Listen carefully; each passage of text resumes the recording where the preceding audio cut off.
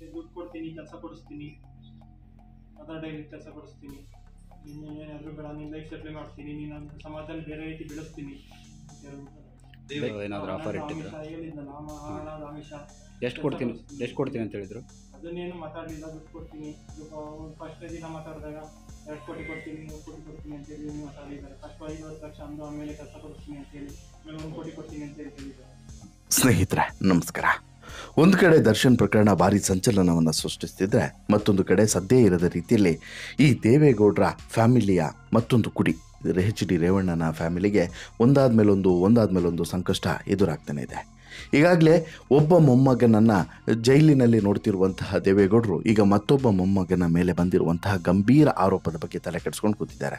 ಅಲ್ಲ, ಈ ಮಕ್ಕಳಿಗೆ ಏನು ಬಂದಿದೆ ದೊಡ್ಡ ರೋಗ ಅಂತ ಹೇಳ್ಬಿಟ್ಟು ಮನೆಯಲ್ಲೇ ಹಿಡಿ ಶಾಪವನ್ನು ಹಾಕ್ತಾ ಕೂರುವಂಥ ಸ್ಥಿತಿ ಬಂದಿದೆ. ತಾನು ಉಳಿಸ್ಕೊಂಡು ಬೆಳೆಸ್ಕೊಂಡು ಬಂದಂತಹ ಗೌರವ, ಮಾನ, ಮರ್ಯಾದೆಯನ್ನು ತನ್ನ ಮಕ್ಕಳು, ತನ್ನ ಮೊಮ್ಮಕ್ಕಳು 3 ಕಾಸಿಗೆ ಹರಾಜು ಹಾಕ್ತಿದ್ದಾರಲ್ಲ ಅಂತ ಹೇಳಿ ಒಂದು ರೀತಿಯಲ್ಲಿ ಬೇಸರದಿಂದ ಎದುರು ನೋಡುವಂಥ ಸ್ಥಿತಿ ನಿರ್ಮಾಣ ಆಗಿದೆ. ಈಗಾಗಲೇ ಕುಮಾರಸ್ವಾಮಿ, ಈಗ ಕೇಂದ್ರ ಸಚಿವರು ಕೂಡ ಆಗಿರುವಂಥ ಕುಮಾರಸ್ವಾಮಿದು ಒಂದು ಕತೆ ಆದರೆ, ಇಲ್ಲಿ ರೇವಣ್ಣನ ಮಕ್ಕಳು, ರೇವಣ್ಣನ ಹೆಂಡತಿ, ರೇವಣ್ಣ ಇವ್ರದ್ದೆಲ್ಲ ಒಂದು ಕತೆ ಆಗಿದೆಯಲ್ಲ ಅನ್ನೋದು ಟೆನ್ಷನ್ನು ದೇವೇಗೌಡರಿಗೆ. ನಾವೆಲ್ಲ ಎಷ್ಟು ಒಂದು ಸ್ಥಿತಿ ಪ್ರಜ್ಞೆಯಿಂದ ರಾಜಕೀಯವನ್ನು ಮಾಡಿಕೊಂಡು ಈ ಹಂತದವರೆಗೆ ಬಂದ್ವಿ.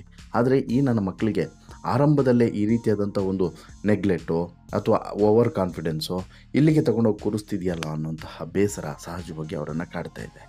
ಈಗ ಮತ್ತೊಂದು ವಿಚಾರ, ಈಗಾಗಲೇ ಪೆನ್ಡ್ರೈವ್ ವಿಚಾರಕ್ಕೆ ಜೈಲು ಸೇರಿರುವಂಥ ಪ್ರಜ್ವಲ್ ರೇವಣ್ಣ ಒಂದು ಕಡೆ ಆದರೆ, ಮತ್ತೊಂದು ಕಡೆ ಈಗ ಮತ್ತೊಂದು ಗಂಭೀರವಾದಂಥ ಆರೋಪವನ್ನು ಹೊತ್ತು ಸೂರಜ್ ರೇವಣ್ಣನ ಮೇಲೆ ಒಂದು ಆರೋಪವನ್ನು ಹೊರಿಸಲಾಗಿದೆ. ಹೌದು, ಸೂರಜ್ ರೇವಣ್ಣ ಮೇಲೆ ಅಸಹಜವಾದಂತಹ ಲೈಂಗಿಕ ಕ್ರಿಯೆ ಮತ್ತು ಕೆಲವೊಂದಷ್ಟು ವಿಕೃತತೆಯನ್ನು ಮೆರೆದಿರುವಂತಹ ಬಗ್ಗೆ ಈಗ ದೂರುಗಳು ಕೇಳಿಬರ್ತಿದ್ದಾವೆ. ಇದಕ್ಕೆ ಪ್ರತಿಯಾಗಿ ಡಾಕ್ಟರ್ ಸೂರಜ್ ರೇವಣ್ಣ ಪ್ರತಿದೂರನ್ನು ಕೊಟ್ಟಿದ್ದಾರೆ. ಆದರೂ ಕೂಡ ಇಂಥದ್ದೊಂದು ಮುಜುಗರಕ್ಕೆ ಒಳಗಾಗುವಂಥ ಸ್ಥಿತಿ ಈಗ ಈ ರೇವಣ್ಣನ ಫ್ಯಾಮಿಲಿಗೆ ಮತ್ತು HD ದೇವೇಗೌಡರ ಫ್ಯಾಮಿಲಿಗೆ ಬಂದಿದೆ ಅಂತ ಹೇಳಿದ್ರು ಕೂಡ ಸುಳ್ಳಲ್ಲ. ಹಾಗಾದರೆ ಈಗ ಡಾಕ್ಟರ್ ಸೂರಜ್ ರೇವಣ್ಣ ಮೇಲೆ ಬಂದಿರುವಂತಹ ಒಂದು ಗಂಭೀರವಾದಂಥ ಆರೋಪ ಏನು? ಯುವಕನ ಮೇಲೆ ಲೈಂಗಿಕ ದೌರ್ಜನ್ಯವನ್ನು ಈ ಪ್ರಜ್ವಲ್ ರೇವಣ್ಣನ ಸಹೋದರ ಸೂರಜ್ ರೇವಣ್ಣ ನಡೆಸಿದ್ರ?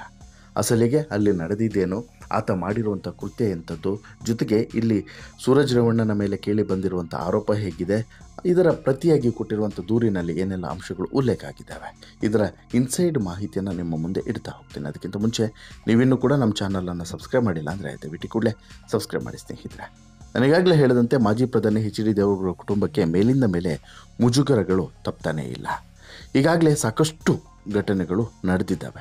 ಪ್ರಜ್ವಲ್ ರೇವಣ್ಣ ವಿರುದ್ಧದ ಲೈಂಗಿಕ ದೌರ್ಜನ್ಯ ಆರೋಪ ಪ್ರಕರಣದ ತನಿಖೆ ಹಂತದಲ್ಲಿರುವಾಗಲೇ ಸೂರಜ್ ರೇವಣ್ಣ ವಿರುದ್ಧ ಸಲಿಂಗ ಲೈಂಗಿಕ ದೌರ್ಜನ್ಯ ದೂರು ದಾಖಲಾಗಿದೆ. ಇದಕ್ಕೆ ಪ್ರತಿಯಾಗಿ ಸೂರಜ್ನಿಂದಲೂ ಕೂಡ ಸಂತ್ರಸ್ತನ ಮೇಲೆಯೇ ದೂರು ದಾಖಲಾಗಿದೆ. ಹೌದು, HD ರೇವಣ್ಣ ಅವರ ಹಿರಿಯ ಪುತ್ರ, ವಿಧಾನ ಪರಿಷತ್ ಸದಸ್ಯ ಡಾಕ್ಟರ್ ಸೂರಜ್ ರೇವಣ್ಣ ವಿರುದ್ಧ ಲೈಂಗಿಕ ದೌರ್ಜನ್ಯದ ಆರೋಪ ಕೇಳಿಬಂದಿದೆ.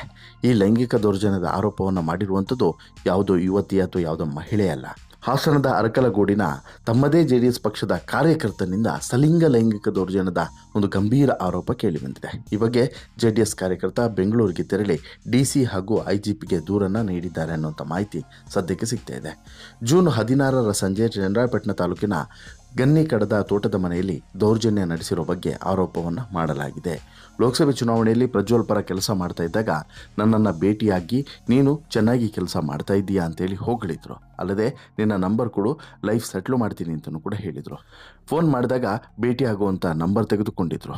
ಜೂನ್ 14ರಂದು ಗುಡ್ ಈವ್ನಿಂಗ್ ಕಣೋ ಅಂತ ಹೇಳಿಬಿಟ್ಟು ಲವ್ ಸಿಂಬಲ್ ಜೊತೆಗೆ ವಾಟ್ಸಪ್ ಮಾಡಿದ್ರು. ನಾನು ವೆರಿ ಗುಡ್ ಈವ್ನಿಂಗ್ ಅಣ್ಣ ಅಂತೇಳಿ ಕಳಿಸಿದ್ದೆ. ಬಳಿಕ ಅವರು ನನ್ನನ್ನು ಒಬ್ಬನನ್ನೇ ತೋಟದ ಮನೆಗೆ ಕರೆದಿದ್ರು. ಭಾನುವಾರ ಸಂಜೆ ಹೋದಾಗ ಅವರು ನನ್ನ ಮೇಲೆ ಬಲವಂತವಾಗಿ ಅಸಹಜ ಲೈಂಗಿಕ ದೌರ್ಜನ್ಯವನ್ನು ಎಸಗಿದ್ದಾರೆ ಅಂತೇಳ್ಬಿಟ್ಟು ಯುವಕ ದೂರಿನಲ್ಲಿ ಉಲ್ಲೇಖವನ್ನು ಮಾಡಿದ್ದಾನೆ. ಮಾತ್ರವಲ್ಲದೆ ಇದನ್ನು ಯಾರಿಗಾದರೂ ಹೇಳಿದರೆ ನಿನ್ನನ್ನು ಮುಗಿಸಿಬಿಡ್ತೀನಿ ಅಂತೇಳಿ ಬೆದರಿಕೆಯನ್ನು ಕೂಡ ಹಾಕಿದ್ದಾರೆ ಎನ್ನುವಂತಹ ಆರೋಪವನ್ನು ಕೂಡ ಹೊರಿಸಿದ್ದಾನೆ. ಇಷ್ಟು ಮಾತ್ರವಲ್ಲದೆ 2 ಕೋಟಿ ದುಡ್ಡು ಕೊಡುವಂತಹ ಆಮಿಷವನ್ನು ಕೂಡ ಒಡ್ಡಿದ್ದಾನೆ.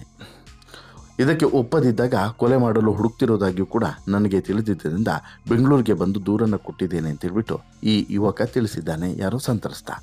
ಲೈಂಗಿಕ ದೌರ್ಜನ್ಯದ ವೈದ್ಯಕೀಯ ದಾಖಲಾತಿಯನ್ನು ಕೂಡ ಯುವಕ ಮಾಡಿಸಿದ್ದಾನೆ, ಅದನ್ನು ಕೂಡ ಕೊಟ್ಟಿದ್ದಾನೆ ಅನ್ನೋದು ಕೂಡ ಈಗ ಗೊತ್ತಾಗ್ತಿದೆ.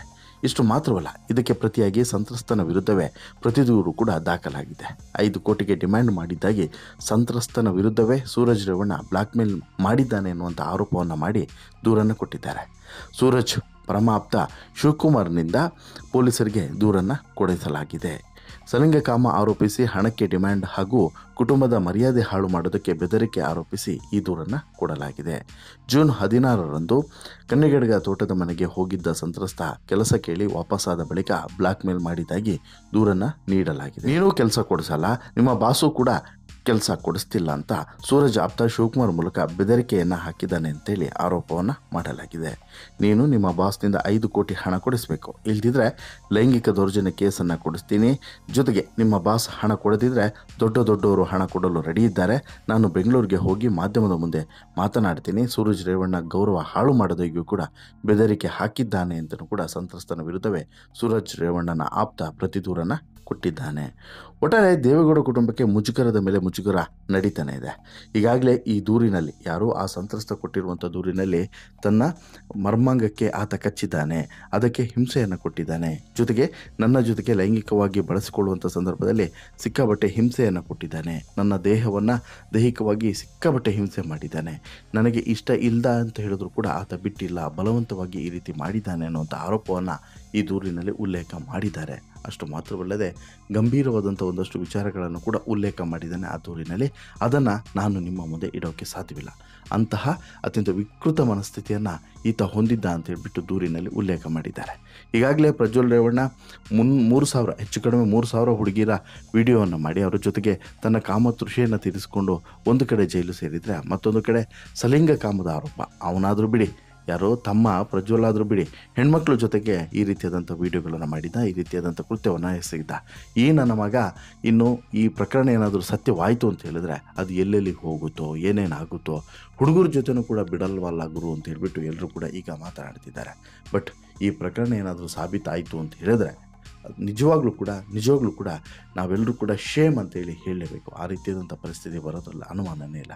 ಅಷ್ಟು ಮಾತ್ರವಲ್ಲ, ಇಲ್ಲಿ ನಿಜವಾಗ್ಲೂ ಕೂಡ ನಾವೆಲ್ಲರೂ ಕೂಡ ಗಮನಿಸಬೇಕಾಗಿರೋದು ಜನಪ್ರತಿನಿಧಿಗಳು ಹೇಗಿರಬೇಕು, ಹೇಗಿದ್ದಾರೆ ಅಂತೇಳಿ. ಇವರು ಕೂಡ ಯಾರು ಡಾಕ್ಟರ್ ಸೂರಜ್ ರೇವಣ್ಣನು ಕೂಡ ಜನಪ್ರತಿನಿಧಿ, ವಿಧಾನ ಪರಿಷತ್ ಸದಸ್ಯ. ಹೀಗಿರುವಾಗ ಎಷ್ಟು ಗೌರವಯುತವಾಗಿ ಬದುಕಬೇಕು, ಇಂತಹ ಆರೋಪಗಳು ಬಾರದೇ ಇರುವಾಗ ನೋಡ್ಕೊಬೇಕು. ಆದರೆ ಇಲ್ಲಿ ಬ್ಲಾಕ್ ಮೇಲೋ ಇನ್ನೊಂದು ಮೇಲೋ ಏನೋ ಗೊತ್ತಿಲ್ಲ, ಎಲ್ಲದೂ ಕೂಡ ಹೊರಗಡೆ ಬರಬೇಕು ಅಂತ ಹೇಳಿದ್ರೆ ಪೊಲೀಸರ ತನಿಖೆ ಆಗಬೇಕು. ಪೊಲೀಸರ ತನಿಖೆಯಾಗಿ ಹೊರಗಡೆ ಬಂತು ಅಂತ ಹೇಳಿದ್ರೆ ಒಂದು ಕಡೆ ಬ್ಲಾಕ್ ಮೇಲ್ ರಹಸ್ಯ ಕೂಡ ಹೊರಗಡೆ ಬರುತ್ತೆ.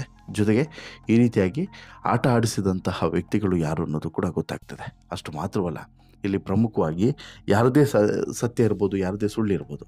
ಈಗ ಇನ್ ಕೇಸು ಸೂರಜ್ ರೇವಣ್ಣದ್ದು ಏನೋ ತಪ್ಪಿಲ್ಲದೆ ಇರ್ಬೋದು, ಆದರೆ ಕಾನೂನಿನ ಪ್ರಕಾರ ಏನಾಗುತ್ತೆ ಕಾದು ನೋಡಬೇಕು. ಆದರೆ ಇಂತಹ ಹೊಲಸು ವ್ಯಕ್ತಿತ್ವವನ್ನು ಬಿಡಲೇಬೇಕು ಅನ್ನೋದು ಮಾತ್ರ ಎಲ್ಲರ ಅಭಿಪ್ರಾಯ. ಏನೇ ಆಗಿದ್ರೂ ಕೂಡ ಅದಕ್ಕೆ ಗೌರವವನ್ನು ಸಲ್ಲಿಸಬೇಕು.